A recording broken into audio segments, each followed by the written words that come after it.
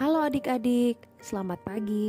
Jumpa lagi dengan Kak Trias dalam Do Re Mi, doa dan renungan misioner pada hari Selasa, tanggal 27 Desember 2022. Semoga hari ini kita semua dalam keadaan sehat dan bahagia. Hari ini semua orang Katolik memperingati pesta Santo Yohanes, Rasul dan penulis Injil. Adik-adik sekalian, hari ini kita akan membaca dan merenungkan sabda Tuhan dari Injil Yohanes. Namun sebelum itu, mari kita berdoa meminta tuntunan Tuhan agar kita mampu memahami sabdanya. Mari kita berdoa. Dalam nama Bapa dan Putra dan Roh Kudus. Amin. Selamat pagi Bapa yang baik. Terima kasih atas hari baru ini yang boleh kami terima dari kemurahan hati Bapa. Hidup baru yang Bapa anugerahkan dalam Yesus Kristus Juru Selamat kami. Syukur atas anugerah iman akan Allah Tritunggal, di mana kami boleh hidup dan bergerak di dalam Engkau. Bimbinglah pikiran, perkataan, dan perbuatan kami. Amin. Dalam nama Bapa dan Putra dan Roh Kudus. Amin. Oke adik-adik, mari sekarang kita buka Alkitab kita. Kita buka Injil Yohanes pasal 20 ayat 2 sampai ayat 8. Inilah Injil suci menurut Yohanes. Dimuliakanlah Tuhan. Pada hari Minggu Paskah, setelah mendapati makam Yesus kosong, Maria Magdalena berlari-lari mendapatkan Simon Petrus dan murid yang lain yang dikasihi Yesus. Ia berkata kepada mereka, "Tuhan telah diambil orang dari kuburnya, dan kami tidak tahu di mana ia diletakkan." Maka berangkatlah Petrus dan murid yang lain itu ke kubur.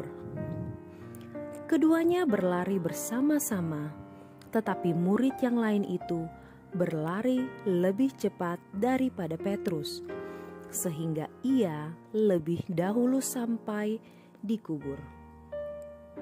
Ia menjenguk ke dalam dan melihat kain kafan terletak di tanah, tetapi ia tidak masuk ke dalam. Maka tibalah Simon menyusul dia dan masuk ke dalam kubur itu. Ia melihat kain kafan terletak di tanah, sedang kain peluh yang tadinya ada di kepala Yesus tidak terletak dekat kain kafan itu, tetapi agak di samping di tempat yang lain dan sudah tergulung. Maka masuklah juga murid yang lain yang lebih dahulu sampai di kubur itu. Ia melihatnya dan percaya. Demikianlah sabda Tuhan. Terpujilah Kristus. Adik-adik sekalian yang dikasihi oleh Tuhan Yesus Kristus, saat ini kita masih dalam situasi penuh sukacita karena kelahiran Yesus Kristus. Kita masih dalam masa oktav Natal. Hari ini kita merayakan pesta Santo Yohanes, Rasul dan penulis Injil. Dalam Injil hari ini, Santo Yohanes mengisahkan kebangkitan Yesus Kristus dari kematiannya. Mengapa dua situasi ini, yaitu kelahiran dan kebangkitan, disatukan dalam masa oktav Natal? Adik-adik sekalian, kisah kelahiran Yesus Kristus digambarkan oleh Yohanes Rasul sebagai terang yang sudah terbit bagi umat yang tinggal dalam kegelapan. Yesus adalah terang yang akan menuntun setiap orang pada hidup yang benar, hidup yang berbuah, hidup yang terarah pada persekutuan dengan Bapa, Putra, dan Roh Kudus. Yohanes juga mengantar umat beriman untuk melihat sengsara, wafat, dan kebangkitan sebagai jalan yang merintis keselamatan umat beriman. Ketika Yohanes melihat makam Yesus kosong, dia mengerti bahwa Yesus Kristus setelah sengsara dan wafatnya, ia akan bangkit dari kematian. Alam tidak bisa menguasainya. Menanggapi kubur yang sudah kosong yang dikisahkan oleh Yohanes, ada 3 reaksi.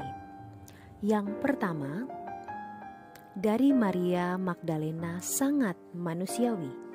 Dia melihat kubur yang kosong hanya dari sudut manusiawi. Dia berpikir bahwa jenazah Yesus dicuri oleh orang.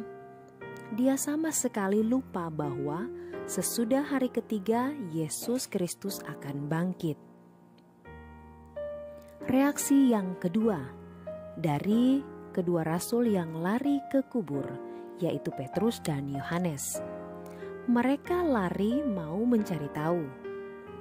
Rasul yang dikasihi Yesus lebih cepat-cepat larinya daripada Petrus. Tetapi sesampai di kubur, dia tidak masuk.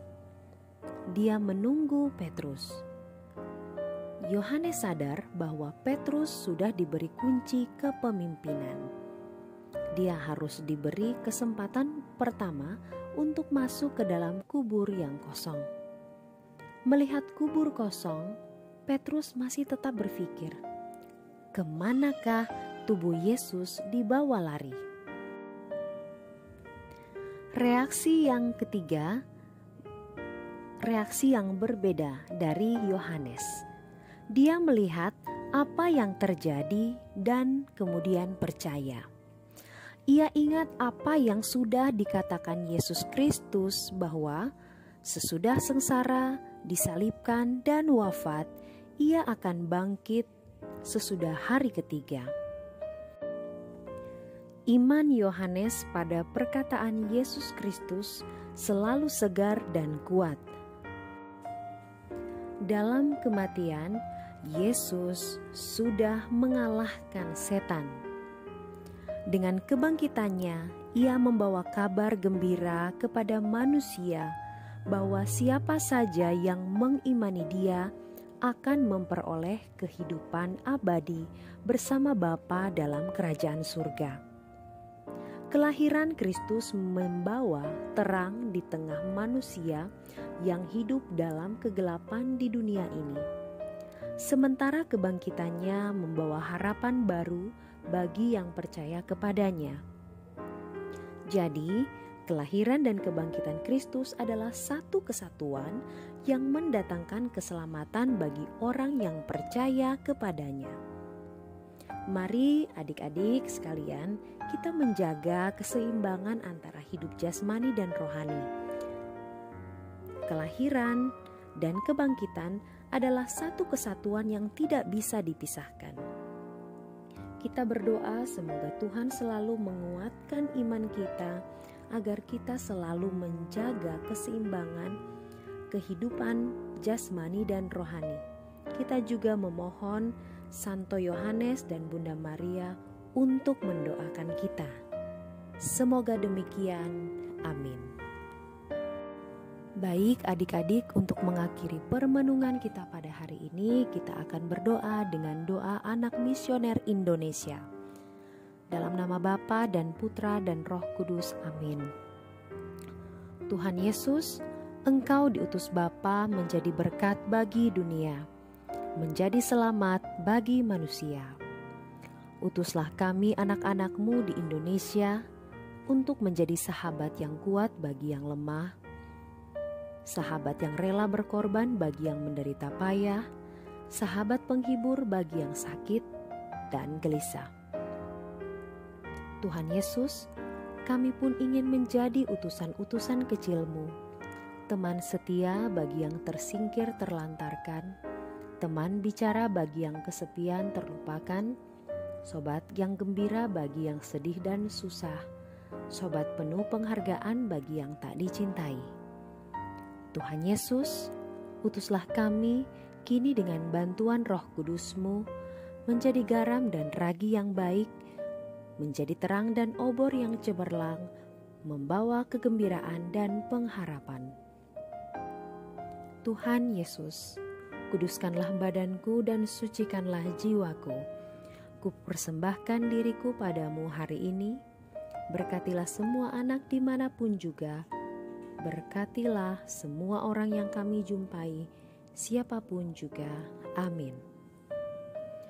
Bapa kami yang ada di dalam surga, dimuliakanlah nama-Mu.